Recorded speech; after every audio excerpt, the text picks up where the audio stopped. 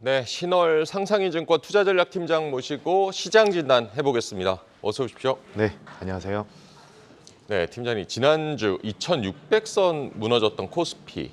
오늘 그래도 강한 반등 나와주고 있습니다. 네. 이제 4월도 얼마 남지 않았는데 남은 4월장은 박스권 안에서 움직일까요? 어떻게 보십니까? 네, 지금 상승에 대한 부분들 기대감이 일부 회복이 되면서 레벨이 올라왔는데요. 당분간은 지금 연준 인사들의 블랙아웃 기간에 접어든 것처럼 박스권 가능성이 좀 더 높습니다. 왜냐하면은 실적에 대한 부분들은 계속해서 모니터링이 될 것으로 보여지고요.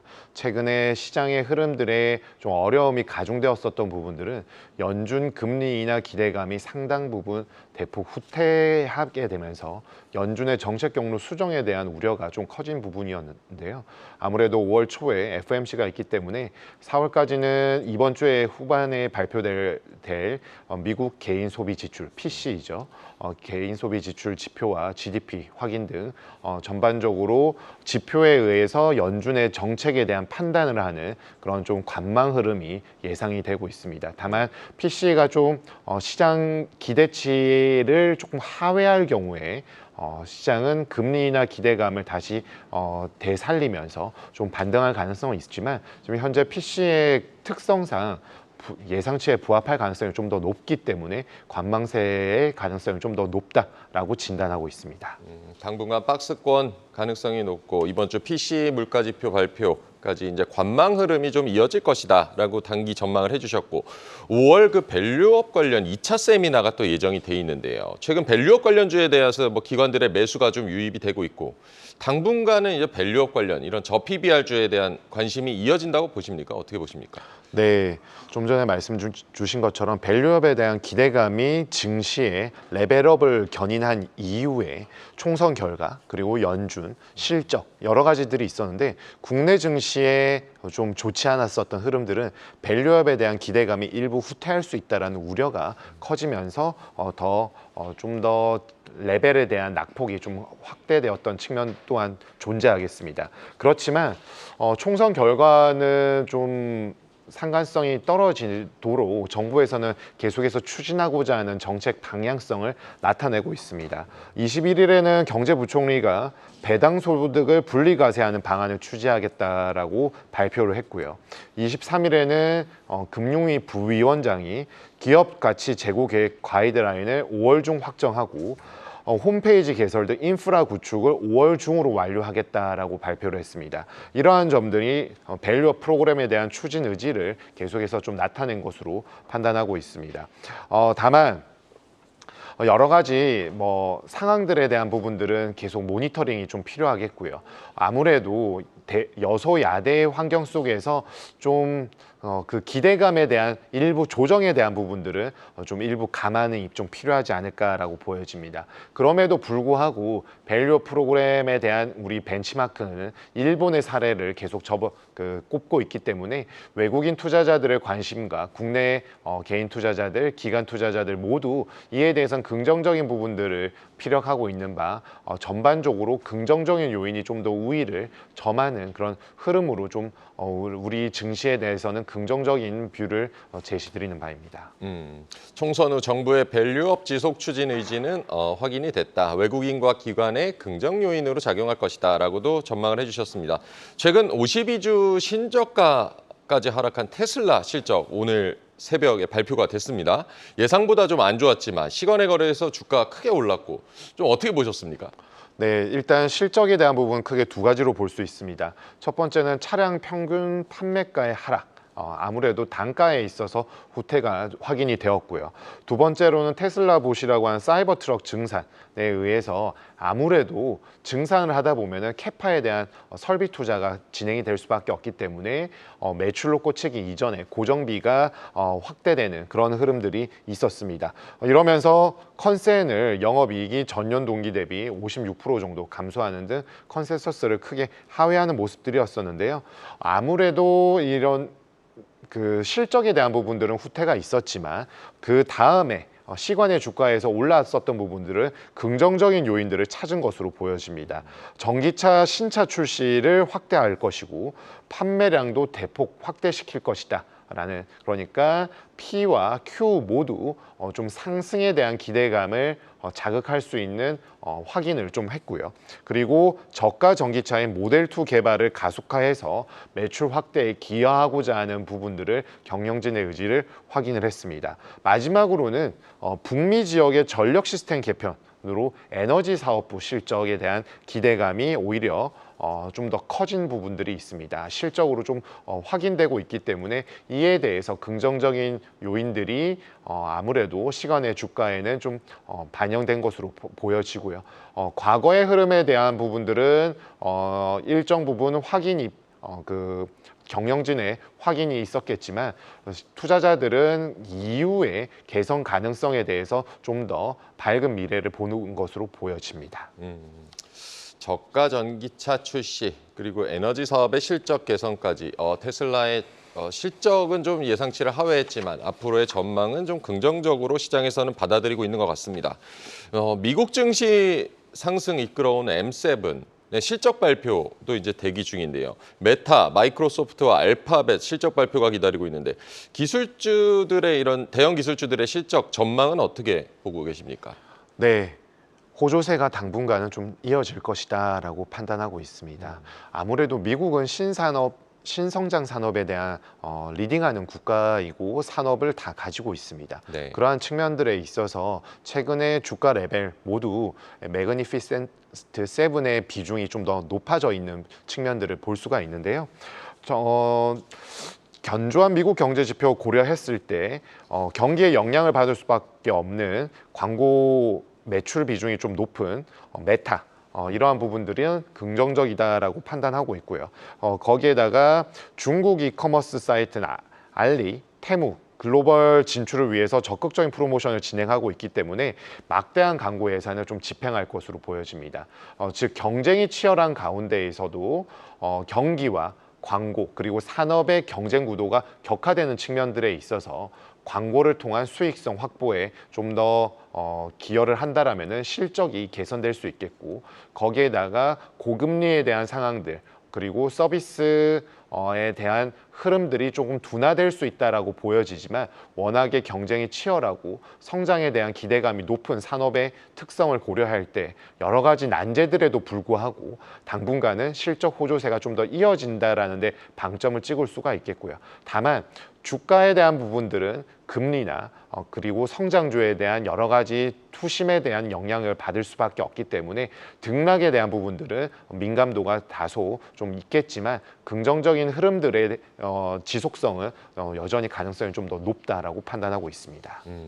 성장 기대감이 높기 때문에 실적 호조가 이어질 것이고 조정은 있을 수 있어도 앞으로 계속 상승 흐름은 장기적으로 이어질 것이다라고 전망을 해주셨습니다.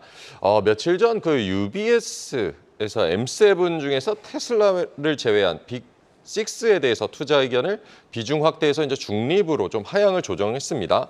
이미 많이 올라왔다는 좀 판단으로 해석이 되는데 M7의 상승 여력은 여전히 남아 있다고 보십니까?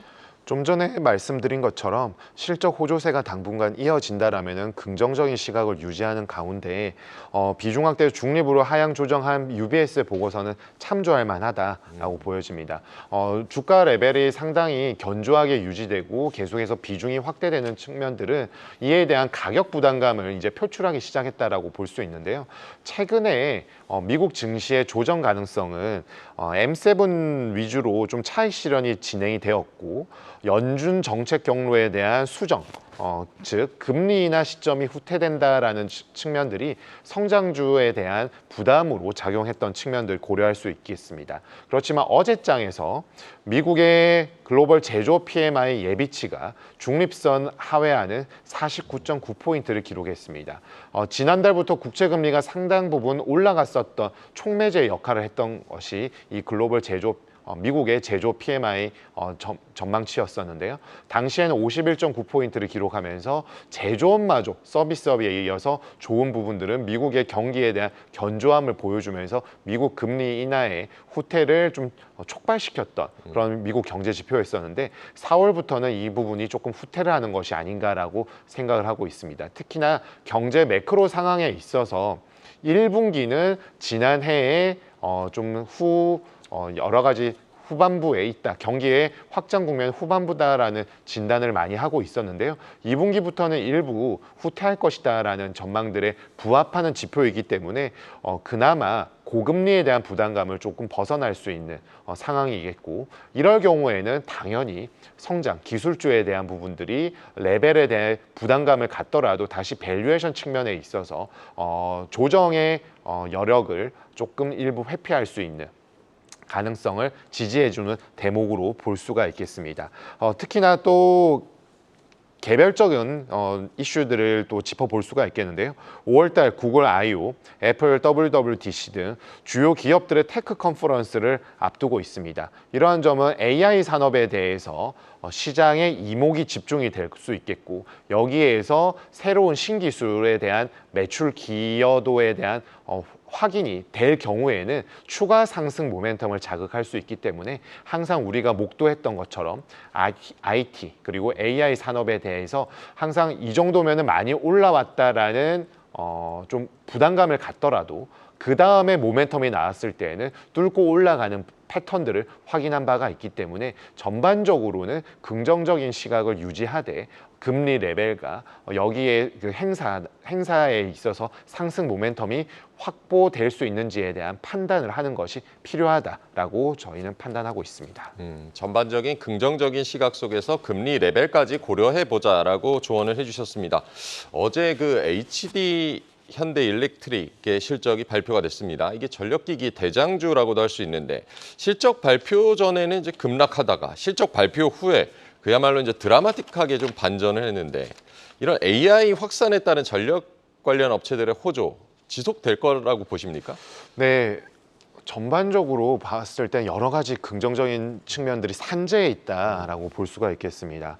특히나 이 HD 현대 일렉트릭에 있어서 실적에 대한 부분들의 여러 가지 요인들이 있지만, 그 AI 대규모 투자 집행을 통해서 전력망에 대한 개선 기대감이 상당히 좀 높아진 것으로 보여집니다. 그러한 측면들에 있어서 AI 확산이 이제 시대의 필수 불가결한 산업 구조의 재편의 핵심이라고 본다라면은 당연히 전력에 대한 부분들이 같이 동행되어야 하는 측면들이 있다라고 보여지고요.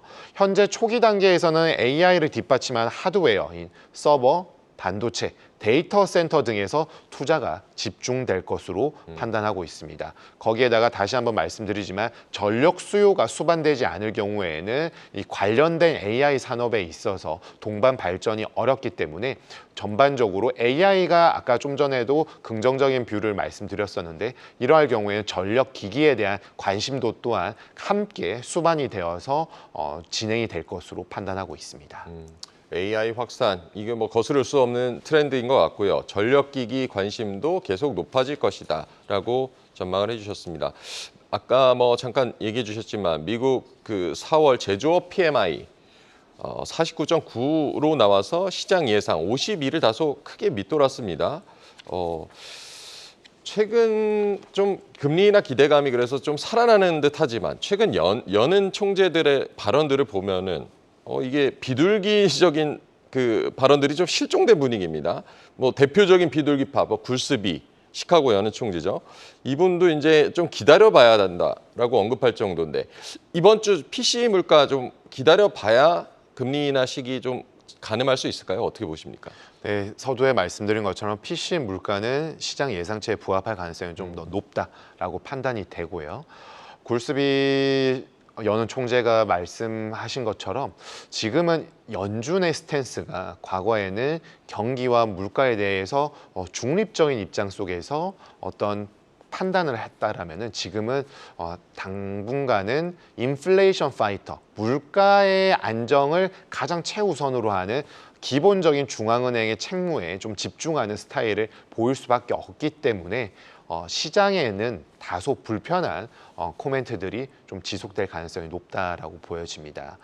다만 이제 데이터 디펜던트하게 미팅 바이 미팅이라는 파월 연준 의장의 그런 주요 문구들을 감안한다라면은 PC 물가가 CPI만큼 시장에 충격을 주지 않을 가능성이 좀 더 높다라고 판단을 해볼 수가 있겠고요. 이러할 경우에는 5월 달에 기자회견, FOMC에서의 금리 정책은 당연히 동결이 될 것이고요.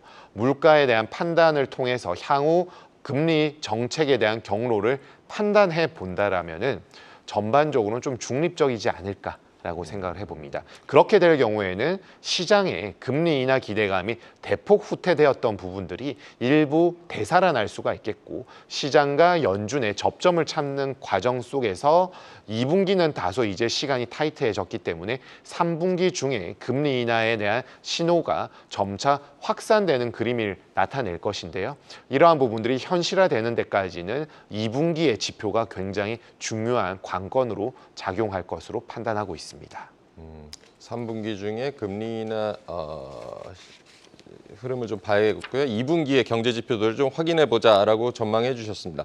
그렇다면 그 올해 말 미국 연준의 최종 금리는 얼마 정도로 전망하고 계십니까? 연준의 점도표상에서는 5.5에서 4.75%인 0.75%포인트가 하향 조정될 것으로 지금 전망이 되고 있지만, 시장과 저희가 판단하기에는 5.0%, 그러니까 총 50bp의 금리 인하인 2회의 금리 인하 횟수를 예상하고 있습니다. 즉 연준의 정책 경로가 일부 후퇴할 수 있다라고 판단을 하고 있고요. 그리고 더 중요한 부분들은 영레포나 총자산, 대체 대조표상의 총자산에 대한 질의응답이 3월 FOMC에서 좀 상당히 좀 비중이 높았던 편이었습니다. 그렇기 때문에 5월 달에서는 금리 동결이 될 것이고요. 6월 또는 7월 FOMC를 통해서 대차 대조표의 자산 축소에 대한 QT 속도 조절에 대한 언급이 나올 것으로 판단하고 있습니다. 그 이후에 9월과 12월에 FOMC를 통해서 금리 인하를 하는 부분이 나오겠고요. 9월 이후에는 11월 FOMC가 있는데 11월에는 정책 효과에 대한 관망도 필요하겠고, 그 다음 주에는 가장 중요한 올해의 하이라이트라고 할 수 있는 미국 대선이 예정되어 있습니다. 그렇기 때문에 11월 FOMC는 스킵을 할 것으로 판단하고 12월에 추가 금리 인하를 통해서 연준의 기준금리는 5.5%, 상당 기준금리의 5.5%에서 5.0%로 내려갈 것으로 판단하는 바입니다. 연말까지 50bp 2회 금리 인하를 전망해 주셨고 9월 금리 인하 가능성을 유력하게 봐주셨는데, 이렇게 당초 이제 6월부터 얘기가 나왔었고, 근데 연준의 그 금리 인하 시점이 이렇게 후퇴한다면 한국은행 고민도 굉장히 커질 텐데요. 우리 증권사들도 인하 시점 뒤로 늦추고 횟수도 줄어들 것으로 전망하는 분위기입니다. 한국은행의 금리 인하 전망은 어떻게 보십니까? 네, 한국은행 또한 연준의 독립적이라고 하나 연준의 영향을 아예 다 벗겨나갈 수는 없는 부분이고요. 네. 그러한 부분들을 고려할 때 한국은행의 금리 인하 속도 또한 조금 느려질 가능성이 있다라고 판단하고 있습니다. 이에 따라서 3분기와 4분기에 각 1회씩 금리 인하를 하게 될 것으로 예상하고 있고, 현재 기준금리가 3.5%이기 때문에 연말에는 3.0%로 하향 조정될 것으로 판단하는 바입니다. 참조할 코멘트들은 지난 4월 금통위에서 이창용 총재가 우리 통화 정책은 연준의 독립적이고 주요국 중앙은행들의 통화 정책은 탈동조화가 진행되고 있다라는 멘트가 있었습니다. 그리고 ECB, 유럽 중앙은행은 6월부터 금리 인하가 개시될 것으로 판단하고 있기 때문에 전반적으로 한국은행은 유럽과 미국 사이에서의 흐름들을 좀 관망할 가능성이 있겠고, 실질 기준금리가 현재 3월 말 기준으로 1.0%까지 치솟았습니다. 이러한 부분들은 우리 경기에 부정적인 영향을 미치고 있기 때문에 전반적으로 완화적인 통화 정책을 빨리 전환한다기보다는 긴축의 강도를 조금 느슨하게 하는 중립적인 통화 정책으로의 전환 가능성을 지지하는 대목이라고 판단하는 바 3분기부터 금리 인하로 진입할 가능성이 높다라고 예상하고 있습니다. 한국은행의 금리 결정 3분기, 4분기 1회씩 해서 연말에 3%, 지금 기준금리가 3.5%인데 두 차례 인하를 전망을 해주셨습니다. 네, 연결해서 지난주 이제 우리 환율 1,400원 터치하면서 시장에서 굉장히 큰 부담을 줬습니다. 지금 1,370원 수준에서 이제 움직이고 있는데 그래도 여전히 높은 수준이라고 봐야겠죠. 앞으로 이제 원달러 환율 전망 어떻게 보십니까? 관건은 미국 달러화고요. 달러화의 관건은 인플레이션 및 미 연준의 긴축의 스탠스의 장기화 여부, 그리고 중립적인 통화 정책으로의 전환 시점 등으로 꼽을 수 있겠습니다. 미국 달러화가 강세를 나타나게 될 경우에는 주요 기축 통화 및 원화의 약세는 불가피합니다. 다만 지난주였죠. 한일 재무장관의 공동 성명이 있었고 정책 공조를 통한 성명문이 있었고요. 또한 한미일 재무장관의 그 성명문 또한 함께 나왔습니다. 그 이후에 원달러 환율은 약 20원 정도 하향 조정, 그러니까 1.5% 내외의 절상이 나오는 부분들이 있기 때문에 원달러 환율의 워닝 시그널은 일부 정책 당국자의 구두 발언을 통해서 일부 이제 후퇴하는, 그러니까 안정화되는 부분들이 확인이 되고 있습니다. 당분간 이 원달러 환율의 하향 압력이 높다라고 예상하기는 어렵습니다. 왜냐하면 미 달러화를 제어할 수 있는 요인들은 유로화와 엔화를 살펴봐야 되는데, 유럽은 좀 전에 말씀드린 것처럼 6월 달에 ECB의 금리 인하가 예상되어 있는 바이고, 미국 대비 유럽의 경제 펀더멘탈은 견조하지가 못하고 있습니다. 일본 또한 BOJ의 금리 인상은 있었지만 국채 매입을 지속하는 등 금융 완화 정책에 대한 의지가 강력한 상황들을 고려할 때 달러화의 급격한 후퇴를 예상하기 어렵기 때문에 원달러 환율의 현재 수준 내외에서의 등락, 그리고 글로벌 안전자산 선호 심리 에 대한 부분들이 확대될 때 위험자산이라고 속해 있는 원달러 환율의 상승에 대한 리스크는 여전히 좀 잔존해 있다라고 판단해 볼 수 있겠습니다. 유로와 엔화의 흐름을 봤을 때 달러 강세에 불가피할 것이다. 환율 상승 리스크는 아직 남아 있다라고도 예상을 해주셨습니다. 내일 이제 현대차, SK 하이닉스 실적 발표 있고 우리 기업들 실적 발표도 이제 시작이 진행 중인데요. 실적이 상향된 업종, 눈여겨볼 만한 섹터는 어디로 꼽으십니까? 네, 판매 원가 스프레드 확대, 그리고 판매량 정상화와 실적 기저효과 등 연간 기준으로 실적이 좀 더 좋아지거나 턴어라운드가 될 수 있는 업종에 대한 부분들을 좀 더 지켜봐야 되겠습니다. 오늘 장은 이제 미국의 금리 인하가 소폭 살아나고 IT 쪽에서의 기대감이 좋아지고 있습니다만은 여전히 음식료 소비재 섹터에 대한 위험 자산에 해지할 수 있는 그런 섹터들을 좋게 보고 있고요. 또한 미국의 IRA 이후에 GDIP, 일본의 전력 분야, 국내 생산 촉진 세제 등 인프라 관련된 있는 전반적인 반도체 그리고 전력 기계에 대한 업종에 대해서는 긍정적인 흐름들 이어갈 것으로 판단하고 있습니다. 연간 기준으로 실적이 좋아지거나 턴어라운드 할 수 있는 섹터들 긍정적으로 봐주셨고 전력 기기에 대한 정책 수혜 기대감도 내비쳐 주셨습니다. 마지막으로 이제 실적 시즌 시장 대응 전략도 좀 부탁드리겠습니다. 네.